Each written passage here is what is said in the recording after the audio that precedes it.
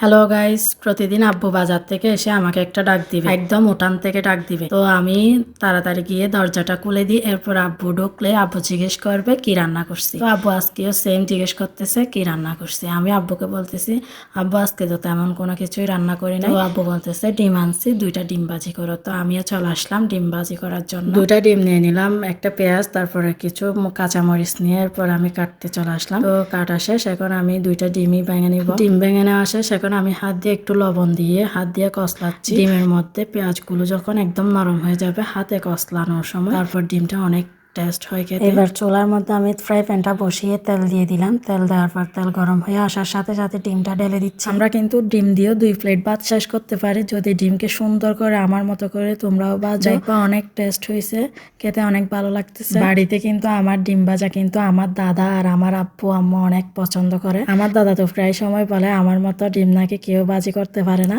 সবাই নাকি ডিম পুড়িয়ে ফেলে। সত্যি কথা বলতে আমার দাদির হাতের রান্না অনেক বেশি টেস্ট ছিল। আমার দাদি তো এখন রান্না করতে পারে না, অসুস্থ হয়ে গেছে। দাদা এটাও বলে তোর দাদির ডিম ভাজি অনেক মজার ছিল, এখন তো এরকম পারে না, তুই পারস। তো মাঝে মধ্যে কিন্তু আমি দাদাকে ডিম ভাজি করে খাওয়াই। যাই হোক, কথার প্রসঙ্গে দাদার কথা চলে আসলো। আজকে তো আব্বুকে ভাজি করে খাওয়াবো। তো আব্বুর জন্য এখন ভাত বাড়তে চলে আসলাম, ভাত বের আব্বুর জন্য নিয়ে যাবো। আজকে এই পর্যন্ত, বাই।